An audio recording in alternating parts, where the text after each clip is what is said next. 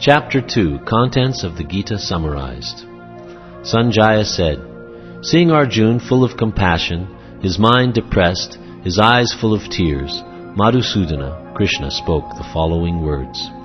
The Supreme Personality of Godhead said, My dear Arjuna, how have these impurities come upon you? They are not at all befitting a man who knows the value of life. They lead not to higher planets, but to infamy. O son of Pritha, do not yield to this degrading impotence. It does not become you. Give up such petty weakness of heart, and arise, O chastiser of the enemy. Arjuna said, O killer of enemies, O killer of Madhu, how can I counterattack with arrows in battle men like Bhishma and Drona, who are worthy of my worship? It would be better to live in this world by begging than to live at the cost of the lives of great souls who are my teachers, even though desiring worldly gain, they are superiors.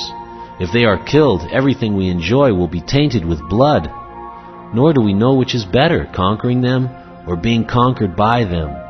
If we killed the sons of Dhritarashtra, we should not care to live, yet they are now standing before us on the battlefield. Now I am confused about my duty, and have lost all composure because of miserly weakness. In this condition, I am asking you to tell me for certain what is best for me. Now I am your disciple, and a soul surrendered unto you. Please instruct me. I can find no means to drive away this grief which is drying up my senses. I will not be able to dispel it, even if I win a prosperous, unrivaled kingdom on earth, with sovereignty like the demigods in heaven. Sanjaya said, having spoken thus, Arjuna, chastiser of enemies, told Krishna, Govinda, I shall not fight, and fell silent. O descendant of Bharata, at that time Krishna, smiling in the midst of both armies, spoke the following words to the grief-stricken Arjuna. The Supreme Personality of Godhead said, While speaking learned words, you are mourning for what is not worthy of grief. Those who are wise lament neither for the living nor for the dead. Never was there a time when I did not exist, nor you, nor all these kings, nor in the future shall any of us cease to be. As the embodied soul continually passes in this body from boyhood to youth to old age, the soul similarly passes into another body at death. A sober person is not bewildered by such a change. O son of Kunti, the non-permanent appearance of happiness and distress, and their disappearance in due course, are like the appearance and disappearance of the winter and summer seasons. They arise from sense perception, O scion of Bharata, and one must learn to tolerate them without being disturbed. O best among men, Arjuna, the person who is not disturbed by happiness and distress, and is steady in both, is certainly eligible for liberation. Those who are seers of the truth have concluded that of the non-existent, the material body, there is no endurance, and of the eternal, the soul, there is no change. This they have concluded by studying the nature of both. That which pervades the entire body you should know to be indestructible. No one is able to destroy that imperishable soul. The material body of the indestructible, immeasurable, and eternal living entity is sure to come to an end. Therefore fight, O descendant of Bharata.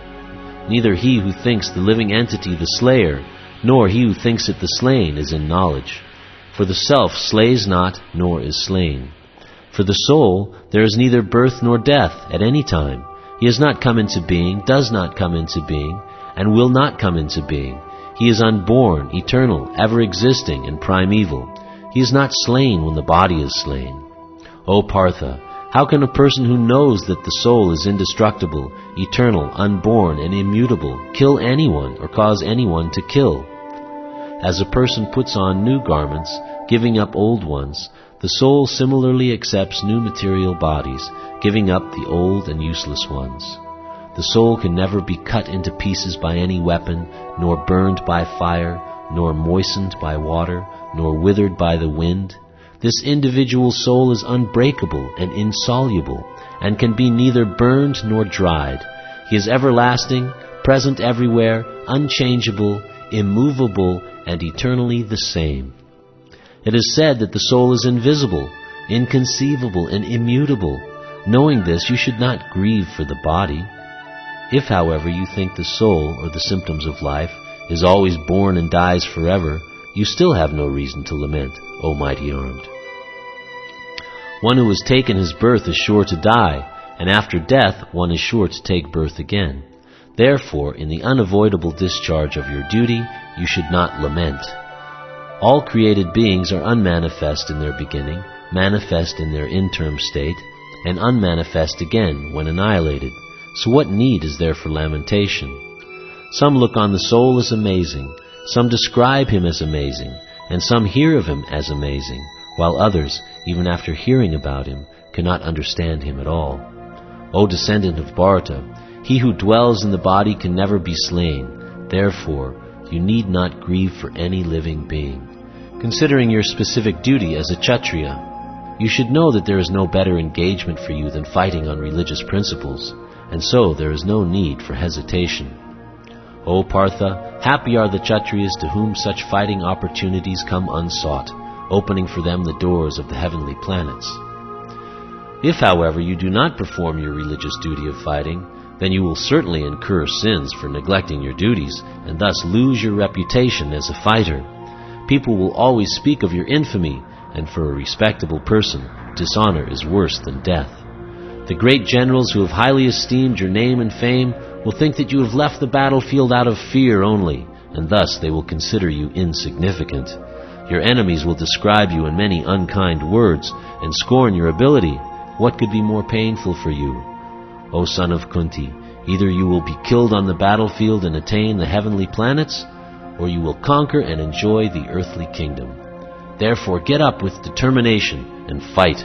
Do thou fight for the sake of fighting, without considering happiness or distress, loss or gain, victory or defeat, and by so doing you shall never incur sin. Thus far I have described this knowledge to you through analytical study. Now listen as I explain it in terms of working without fruit of results. O son of Pritha, when you act in such knowledge, you can free yourself from the bondage of works. In this endeavor there is no loss or diminution, and a little advancement on this path can protect one from the most dangerous type of fear. Those who are on this path are resolute in purpose, and their aim is one. O beloved child of the Kurus, the intelligence of those who are irresolute is many-branched. Men of small knowledge are very much attached to the flowery words of the Vedas, which recommend various fruitive activities for elevation to heavenly planets, resultant good birth, power, and so forth. Being desirous of sense gratification and opulent life, they say that there is nothing more than this. In the minds of those who are too attached to sense enjoyment and material opulence, and who are bewildered by such things, the resolute determination for devotional service to the Supreme Lord does not take place. The Vedas deal mainly with the subject of the three modes of material nature. O Arjuna, become transcendental to these three modes, be free from all dualities and from all anxiety for gain and safety, and be established in the self.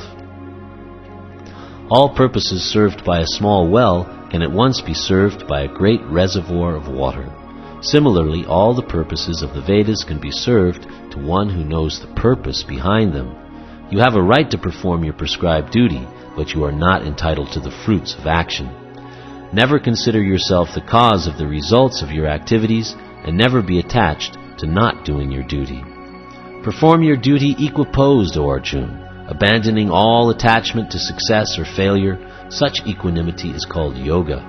O Dhananjaya, keep all abominable activities far distant by devotional service, and in that consciousness surrender unto the Lord. Those who want to enjoy the fruits of their work are misers. A man engaged in devotional service rids himself of both good and bad actions, even in this life.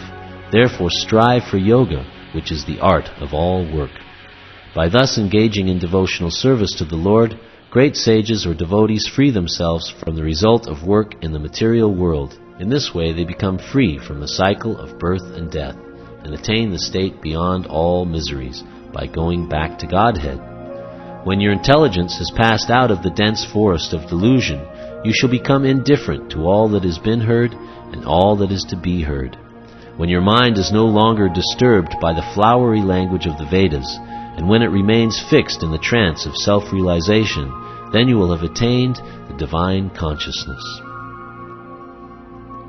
Arjuna said, O Krishna, what are the symptoms of one whose consciousness is thus merged in transcendence? How does he speak, and what is his language? How does he sit, and how does he walk? The Supreme Personality of Godhead said, O Partha, when a man gives up all varieties of desire for sense gratification, which arise from mental concoction, and when his mind, thus purified, finds satisfaction in the self alone, then he is said to be in pure transcendental consciousness. One who is not disturbed in mind even amidst the threefold miseries, or elated when there is happiness, and who is free from attachment, fear, and anger, is called a sage of steady mind. In the material world, one who is unaffected by whatever good or evil he may obtain, neither praising it nor despising it, is firmly fixed in perfect knowledge. One who is able to withdraw his senses from sense objects, as the tortoise draws its limbs within the shell, is firmly fixed in perfect consciousness. The embodied soul may be restricted from sense enjoyment, though the taste for sense objects remains, but ceasing such engagements by experiencing a higher taste, he is fixed in consciousness. The senses are so strong and impetuous, O Arjuna, that they forcibly carry away the mind even of a man of discrimination who is endeavoring to control them. One who restrains his senses, keeping them under full control, and fixes his consciousness upon me, is known as a man of steady intelligence. While contemplating the objects of the senses, a person develops attachment for them, and from such attachment lust develops, and from lust anger arises. From anger complete delusion arises, and from delusion bewilderment of memory. When memory is bewildered, intelligence is lost, and when intelligence is lost, one falls down again into the material pool. But a person free from all attachment and aversion, and able to control his senses through regulative principles of freedom, can obtain the complete mercy of the Lord. For one thus satisfied, in Krishna consciousness, the threefold miseries of material existence exist no longer.